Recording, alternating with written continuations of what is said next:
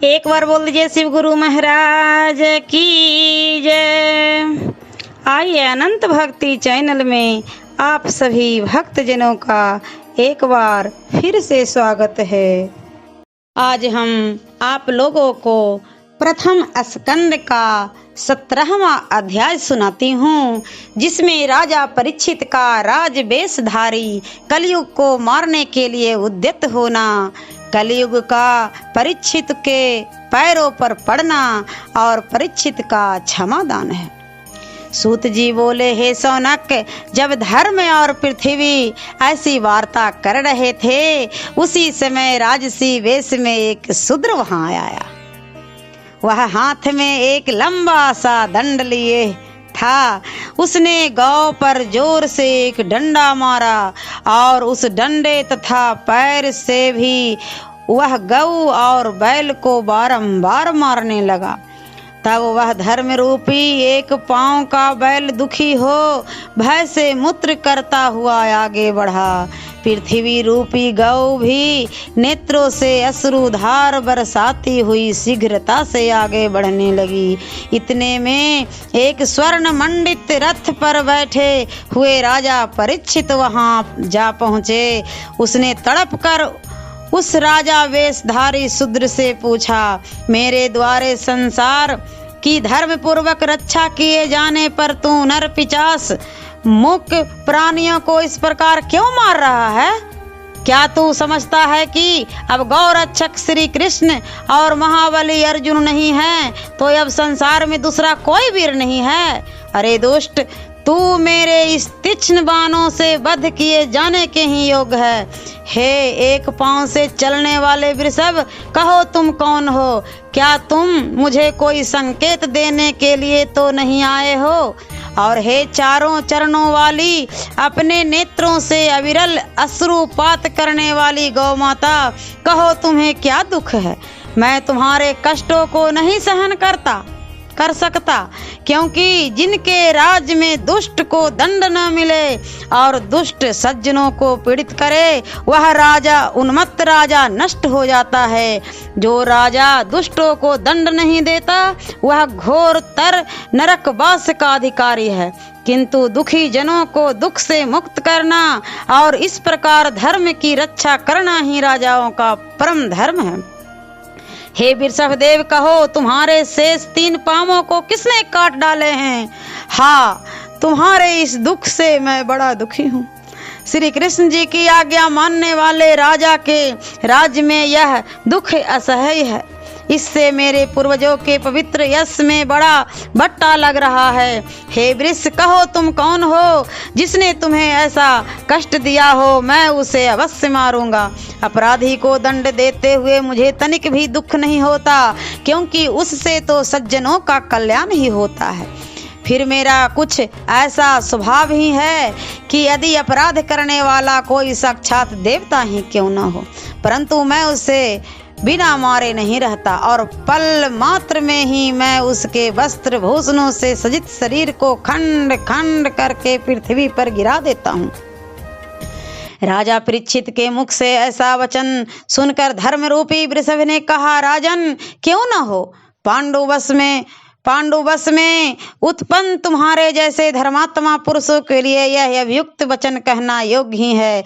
यदि ऐसा न होता तो भगवान श्री कृष्णचंद्र तुम्हारे पूर्वजों का दुतत्व नहीं करते। परंतु हे राजन, मैं तुम्हें अपना परिचय क्या दूं?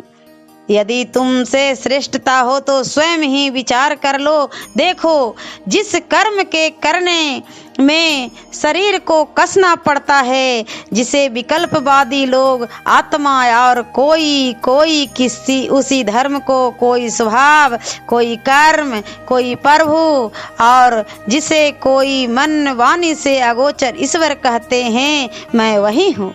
इन सब बातों को विचार कर तब आप ही बतलाइए मैं क्या कहूँ। सूत जी कहते हैं कि जब उस एक पांव वाले वृषभ ने ऐसे कहा, तब राजा परीक्षित ने मौन होकर विचार किया। फिर कहा, हे वृषभ, तुम्हारी बात तो धर्मपूर्ण है। सो कहो तुम बैल का रूप धारण किए धर्म तो नहीं हो, क्योंकि तप, शौच, दया और क्षमा तुम्हारे 4 चरण कह गए हैं। उनमें गर्भ, स्त्री प्रसंग और मद के इन 3 धर्मी अंशों से तुम्हारे 3 पांव तो नष्ट हो गए हैं और अब केवल सत्य रूप तुम्हारा 1 पांव बचा है, जिसे असत्य में बढ़ा हुआ है। यह अधर्म रूप काल नष्ट करना चाहता है, परंतु मैं उसे सहन नहीं कर सकता, क्योंकि जिस राजा के राज्य में दुष्ट लोग प्रजाओं को पीड़ित करते हैं, उसका यश, आयु, ऐश्वर्य और सत्क्रम सब कुछ नष्ट हो जाता है। फिर दुखी जनों को सुखी करना राजा का परम धर्म है। जिससे प्राणियों को मारने वाले इस दुष्ट को मारूंगा। तुम्हारे पैरों को किसने काट डाला है? भगवान कृष्ण के अनुवर्ती राजाओं के राज्य में ऐसा नहीं होने पावेगा। तब धर्म रूपी वृषभ ने ऐसा कहकर राजा परीक्षित ने गौ रूप पृथ्वी से कहा, हे गौ माता, तुम्हारे दुख को समझ रहा हूँ। कहो तुम इसलिए रो रही हो ना कि अब लोग ब्राह्मण को न मारेंगे और मतवाले शूद्र राजाओं के बजाय से मेरा भोग करेंगे। परंतु अब तुम्हें यह जानकर अपना दुख त्याग देना चाहिए कि अब महारथी परीक्षित ने इस पापी कलयुग को मारने के लिए पैनी तलवार को उठा लिया है। हे शौनक, जब राजा परीक्षित ने पृथ्वी से ज्यों ही ऐसा कहा, उसी क्षण परीक्षित को मारने की इच्छा जानकर राज चिन्हों को छोड़ भय से विकल हो कलयुग राजा के चरणों में शीश रखकर दंड के समान गिर पड़ा। तब कलयुग को इस प्रकार पैरों पर गिरते देख दयालु राजा को दया आ गई और बोले, अब तुम भय न करो, मैं तुम्हें ना मारूंगा, परंतु देखो अब तुम मेरे राज्य के बाहर हो जाओ, अर्थात तुम मेरे राज्य में किसी प्रकार भी अधर्म ना फैलाओ, क्योंकि तुम अधर्म के बंधु हो।